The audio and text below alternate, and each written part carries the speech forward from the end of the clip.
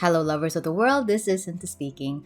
I love Red Velvet. They are one of my favorite groups of all time. Their discography is immaculate, their concepts always hit, and so I thought to celebrate the release of their new song, Feel My Rhythm, I would sit down and sort of rank Red Velvet Korean title tracks so far.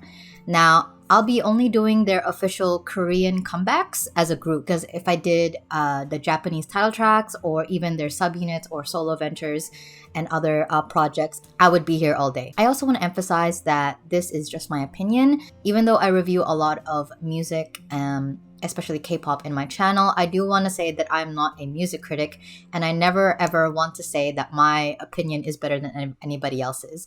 These are just, I just wanted to record my own preferences as like a keepsake to me. I also just wanted to use this as an opportunity to talk about Red Velvet's discography up until this point. Considering that they have basically come out of a very long hiatus, I was kind of just happy to see them release new music, and I just wanted to share my thoughts about it to, the world. So yeah, here is my tier list. I modeled it after my twice title track tier list. So if you want to go check out that video, you can do so using the cards up here. Now, the tier list itself is pretty self-explanatory, but similar to my twice tier list, I want to emphasize that I do like all of Red Velvet's title tracks to some extent, or in some way or another. But if you consider the fact that Red Velvet has a huge discography and has like a huge impact on the landscape of girl group songs in general, some of their songs will just pale in comparison to some of their other heavy hitters. And there are many heavy hitters in Red Velvet's discography. So yeah, let's see. First up is Changed My Life. This is songs that I believe are the pinnacle of Red Velvet's career. Songs that I feel like made a lot of waves in the greater K-pop industry in terms of style, in terms of sound, fashion, etc.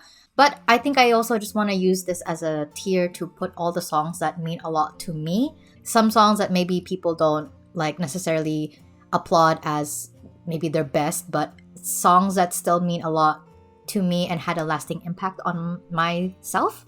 And then the tier below that is I Live, I Laugh, I Love. And these are all the things that I do when I listen to this song.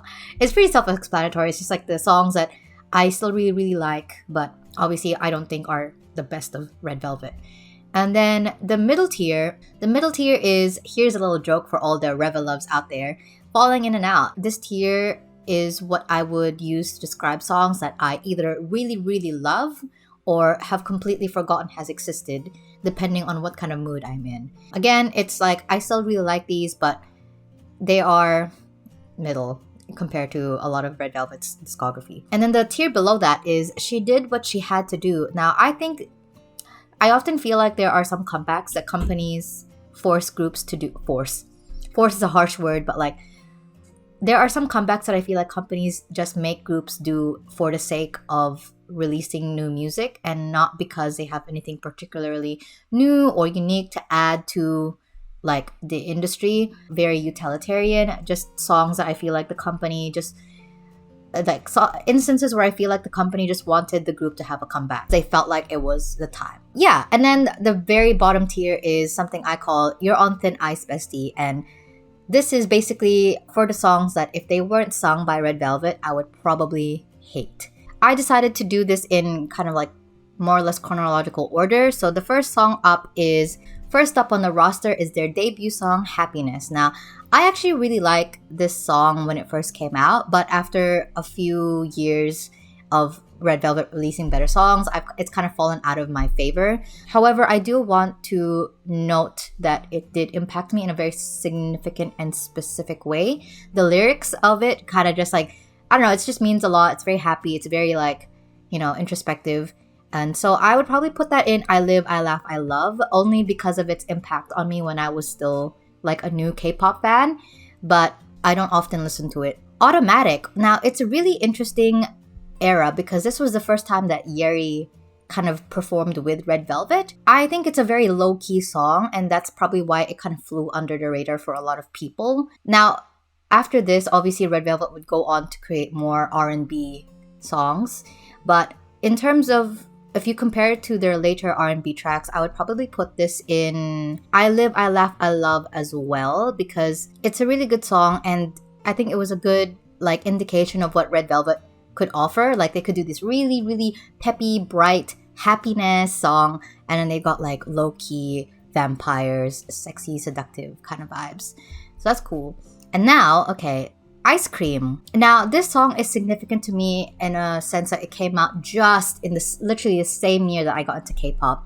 And so it kind of holds a special place in my heart for that, because it was literally one of the first K-pop girl group songs that I've ever heard. And I think it's also just like similar to Automatic. It's very like indicative of the kind of sounds that you would end up hearing in later Red Velvet songs. So I kind of want to put that a bit higher, because of how much of a good representation it is of their overall identity and personality. So I'll put that in I Live, I Laugh, and Love. Now, Dum Dum. Here is our first initiation into the highest tier. This is great. I really like this song.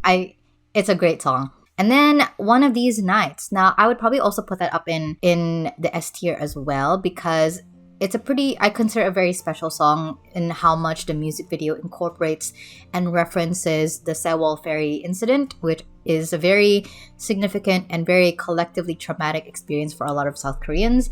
And I find that I just thought it was really bold of them to do that. When you consider that Red Velvet was only like maybe 2 years old at this point, still pretty new to the game, and for them to like have the guts to, I guess, say something like slightly political, whereas K-pop tends to be quite removed from current events. This is one of the few songs that I feel like are edging towards that. So I really appreciate that for what it does. Also, it's a great song. It's a great song.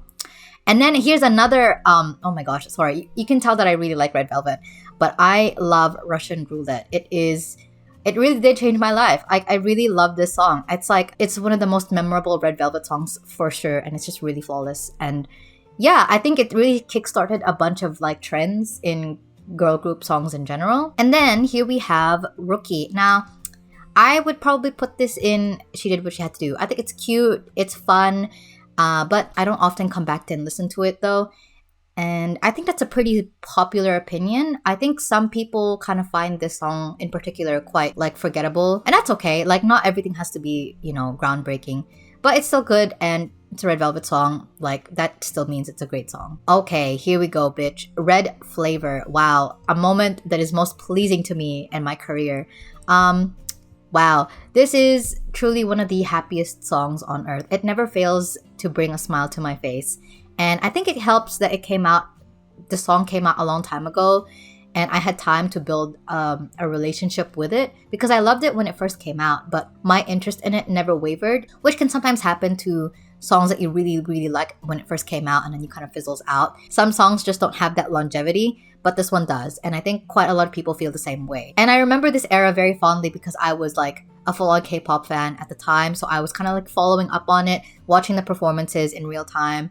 And it kind of just reminds me of 2017, which is when the song came out. That was a very like fun time for me. It was like my first year in university. So yeah, a lot of like special memories tied to the song, as well as like it being just a really good song in general. Next song is Peekaboo. I would probably put this in here, Falling In and Out. Peekaboo is very quirky, very fun, and it's an interesting sound that I feel like we haven't really heard from other groups.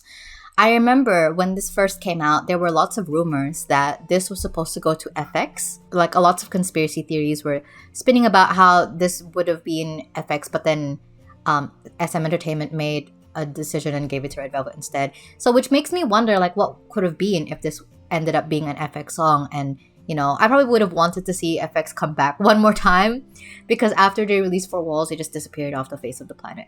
But anyway, in terms of this being on Red Velvet, I think it's cute. It's I think it had an impact, but I don't know, I probably just prefer like more upbeat, more in your face sound. If you look at my like tier list right now, you can tell I have a particular preference for certain things. So I'd probably put that there. I'm happy. Bad Boy. Oh my god, one of the most iconic K-pop songs of all time. Don't even talk to me. Don't even. Oh my god, wow. A moment. Wow. Power Up. To me, hot take.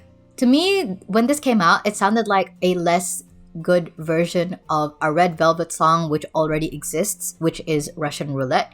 And considering how much I like Russian Roulette, I was kind of just like, I've already heard the sound before. So I would probably put that in here. She was kind of like, I love the styling for this. Like, that's the thing with Red Velvet. I really love the fashion that they have. But for some reason, like, the song just didn't hit as much as I feel like it could have for me, because I'm a big fan of like really cutesy, really girly, really pop kind of sounds. But for some reason, this one just didn't hit. Following up on that is honestly another song that I'm gonna put in here, because I feel like, again, it's I don't know, I don't actually tend to listen to this one as much. I think if this song came out before Peekaboo, I probably would have been more impressed. But as such, I don't really think about it often. However, I do think about this song quite a lot. I'm so sorry. I know that this era is a very contentious era. I know that it had a lot of like controversies, like Joy wearing dreads, ugly. The sound itself isn't something that people are really used to. They don't really find it palatable. I remember that people were like up in arms about the styling because it was like ridiculous, and they were like, what happened? Why is the fashion bad? But I personally like the song, and I won't apologize for it. I don't know if Zimzalabim is popular with non-Red Velvet stans, but I personally still really love it. And then following up on that is Oompa Oompa. Now, the thing is, because Zimzalabim was so experimental, again, is a song that I feel like just copied another Red Velvet song that already exists, which is Red Flavor. Like, they have the same vibes. Like, they're kind of like sister songs. If I wanted to listen to a song with the vibes of Red Flavor, I would just want to listen to Red Flavor anyway. So I would probably put that in She Did What She Had to Do. The references in the song about like their past title tracks were really cute though. So I don't think it's like, yeah, it just didn't hit for me. Okay, Psycho. This is the first time they've incorporated those classical music vibes into the songs, and it worked out really well. I find it was a really cool. And this one's quite popular for a reason. I'm actually going to put this in probably the most popular title track, especially outside of Red Velvet stans. And then Queendom. Now, I gotta say, I actually thought this was really boring when it first came out, because at the time, Red Velvet have been on hiatus for a while, and I really wanted their return to be a huge splash. Like, I wanted it to be memorable. Red Velvet is pretty well known for making very experimental choices, so I was a little disappointed for something with so little personality to be released. However, I do like Queendom a lot more now. I just didn't think it was title track material. If it was a lead single instead, or even a B-side, I probably would have liked it a lot more. But because it was supposed to be a title track, it just didn't live up to my own expectations. So yeah, I'm gonna put that in Falling In and Out, because sometimes I like it, sometimes I don't. It'd be like that. And then finally, here's our last song. The entire reason why we were here in the first place, Feel My Rhythm. I like it. I like it a lot. I'm putting it in I Live, I Laugh, I Love. I don't think it was as good as the other stuff, but something about it is just really charming to me. It's very endearing. So I really enjoyed this actually, and that's kind of my list. You can see I don't have anything in the bottom tier, and that's okay. Red Velvet has a great discography. I said what I said. But yeah, let me know what you guys think. I think I can leave the link to the tier list that I made for this, and you guys can make your own, and let me know what your favorite songs of Red Velvet are in the comments. All right, well, that's all I've got for today. Thank you so much for watching this video. If you like this video, please like. If you want to see more of my work, subscribe. I post every week, or at least I try to. And all my social media links are down in the description if you guys want to see more of what I do, like my Instagram, my Twitter, my Spotify. I make a lot of playlists if you guys want to listen to great taste in music. I also recently made a Rate Your Music account, and that is where I will post individual reviews. So instead of like waiting for my monthly music reviews, you can just go follow me, and then you can see what I think about stuff as I listen to them. Bye-bye!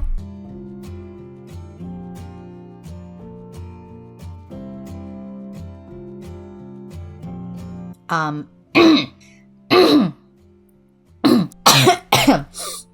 man, I hate coughing. Coronavirus. Like, some songs just don't have that longevity.